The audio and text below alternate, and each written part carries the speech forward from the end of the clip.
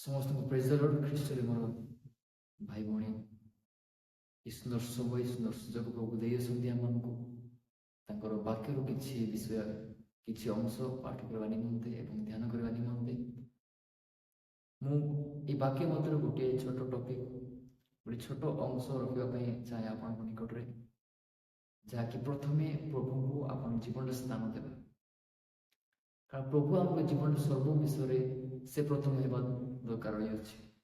କାରଣ ଯେତେବେଳେ ଆମେ ଦେଖୁଅଛୁ ଆଦି ପୁସ୍ତକ 1 ପଦରେ ଲେଖା ଅଛି, ଆଦ୍ୟରେ ପରମେଶ୍ୱର, ମାନେ ପ୍ରଥମେ ପରମେଶ୍ୱରଙ୍କ ନାଁ ଆସୁଛି। ପ୍ରଥମେ ପରମେଶ୍ୱର ମାନେ ଆମ ଜୀବନରେ ଯାହା ବି ଆମେ କରୁ, ଯାହା ବି ଆମେ ଚିନ୍ତା କରୁ କିମ୍ବା ଯାହା ବି ଆମେ କାର୍ଯ୍ୟ କରୁ, ପ୍ରଥମେ ପରମେଶ୍ୱର ଆମ ଜୀବନରେ ହେବାର ଅଛି। ତ ମାଥ୍ୟୁ ଲେଖା ଅଛି, ଦେଖୁଛୁ ଆଉ ଗୋଟେ ବିଷୟ ଆମେ ଦେଖୁଛୁ ଯେ ଯେତେବେଳେ ଆଦମ ସୃଷ୍ଟି କରାଗଲେ ପରମେଶ୍ୱରଙ୍କ ପ୍ରତିମୂର୍ତ୍ତିରେ, ଯେତେବେଳେ ସେ ଆପଣ ଆଖି ଆପଣ ଚକ୍ଷୁ ଯେତେବେଳେ ଫିଟାଉଛନ୍ତି, ସେ ପ୍ରଥମେ ପରମେଶ୍ୱରଙ୍କୁ ଦେଖାଉଛନ୍ତି, ପ୍ରଥମେ ସେ ପ୍ରଭୁଙ୍କୁ ଦେଖାଉଛନ୍ତି। ସେଥିପାଇଁ ଯେତେବେଳେ ଆମେ ପ୍ରଥମେ ଯାହା ବି ଆମେ କରିବା, ପ୍ରଥମେ ପରମେଶ୍ୱର, ଯେତେବେଳେ ଶୋଇକି ଯେତେବେଳେ ଉଠିବା, ପ୍ରଥମେ ପରମେଶ୍ୱରଙ୍କୁ ଧନ୍ୟବାଦ ଦେବା। ଯେକୌଣସି କାର୍ଯ୍ୟ କରିବା, ପ୍ରଥମେ ପରମେଶ୍ୱରଙ୍କୁ ଧନ୍ୟବାଦ ଦେବା। ତ ଦେଖୁଛୁ ଗୋଟେ ବିଷୟ ଆମେ ଧ୍ୟାନ କରିବା, ଯାହା ଲେଖା ଅଛି ମାଥ୍ୟୁ 6:33ରେ,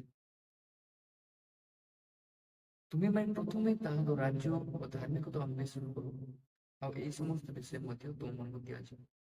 ପ୍ରଥମେ ତାଙ୍କ ରାଜ୍ୟ ମନେ କର। ରାଜ୍ୟ ମାନେ ଗୋଟେ ବିଷୟ, ଜଣେ କହିଲେ ମାନେ ତାର ରାଜ ଚାଲିଥାଏ। ଦେଖୁଛୁ ବର୍ତ୍ତମାନ ଓଡ଼ିଶାରେ ମୁଖ୍ୟମନ୍ତ୍ରୀ ମୋହନ ମାଝୀ ଅଛନ୍ତି, ଯେମିତିକି ତାଙ୍କ କଥାରେ ହିଁ ସବୁ ଚାଲୁଛି। ସେ ଯାହା କହିବେ ଲକ୍ଷ୍ମୀପୁରରେ ଏ ବିଷୟକୁ ଗଲେ ଲକ୍ଷ୍ମୀପୁରରେ ସେ କାର୍ଯ୍ୟ ହେବାକୁ ଅଛି। ତ ସେ ଚାହିଁବେ ଭୁବନେଶ୍ୱରରେ ଗୋଟେ କାର୍ଯ୍ୟ ହେବା ପାଇଁ ଅଛି, ତା ଲୋକମାନେ ସେ କାର୍ଯ୍ୟ ହେବା ପାଇଁ ବାଧ୍ୟ ହେବେ, କାରଣ ତାଙ୍କ ରାଜ୍ୟ ବର୍ତ୍ତମାନ ପାଇଁ ଓଡ଼ିଶାରେ ଚାଲିଅଛି। ସେମିତି ହିଁ ତେଣୁ ପରମେଶ୍ୱର ରାଜ୍ୟ ଆମର ଜୀବନରେ ଚାଲିବ, ପରମେଶ୍ୱର ଇଚ୍ଛା ଅନୁଯାୟୀ ଆମର ଜୀବନରେ ପ୍ରତିଟି ବିଷୟ କାର୍ଯ୍ୟ ପ୍ରତିଟି ତାଙ୍କ ରାଜ୍ୟ ମାନେ ତାଙ୍କର ଅନୁସାରେ ଆମର ଜୀବନ ଯାପନ କାଟିବାକୁ। ଯେତେବେଳେ ଆମେ ତାଙ୍କର ଇଚ୍ଛାରେ କୌଣସି କାର୍ଯ୍ୟ, ତାଙ୍କର ଇଚ୍ଛାରେ କୌଣସି ବିଷୟ ଦେଖୁ, ତାଙ୍କର ଇଚ୍ଛାରେ ଆମେ କେଉଁଭଳିଆ ସାଙ୍ଗଙ୍କ ସହିତ ମିଶିବାର ତା ସହିତ ଯଦି ଆମେ କରିଥାଉ ସତରେ, ତାହେଲେ ତାଙ୍କ ରାଜ୍ୟ ଆମର ଅଛି। ଯଦି ସେମିତି ହୋଇନଥାଏ, ମାନେ ତାଙ୍କ ରାଜ୍ୟ ଆମ ଜୀବନରେ ନାହିଁ। ଏବଂ ଧାର୍ମିକତାର ଅନ୍ୱେଷଣ ଆମେ କରିବା ଦରକାର।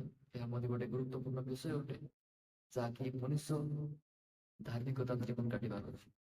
ଯେଭଳି ଲୋଭ, ଲୋଟ ଏମାନେ ସବୁ ପୁରାତନ ନିୟମ ସେମାନେ ଧାର୍ମିକ ଜୀବନ ଯାପନ କାଟିଲେ। ଅବ୍ରାହମ ଏମାନେ ସବୁ ଧାର୍ମିକ ଜୀବନ ଯାପନ କାଟିଲେ। ସେମିତି ତାଙ୍କର ଜୀବନଶୈଳୀକୁ ଦେଖୁଛୁ ଆମେ କେମିତି ସେମାନେ ଆପଣ ଜୀବନକୁ ବିତାଇଲେ ଏବଂ ପରମେଶ୍ୱର ସେମାନେ ସମୃଦ୍ଧ ହେଲେ। ତ ପ୍ରଭୁ ଆମମାନଙ୍କୁ ବାକ୍ୟର ଆଶୀର୍ବାଦ କରନ୍ତୁ, ଯେମିତିକି ଆମମାନେ ମଧ୍ୟ ଧାର୍ମିକ ଜୀବନ କାଟିବା ଏବଂ ପରମେଶ୍ୱର ରାଜ୍ୟକୁ ଆମ ଜୀବନରେ ଆମେ ସ୍ଥାନ ଦେବୁ। ପ୍ରଭୁ ସମସ୍ତଙ୍କୁ ଆଶୀର୍ବାଦ କରନ୍ତୁ।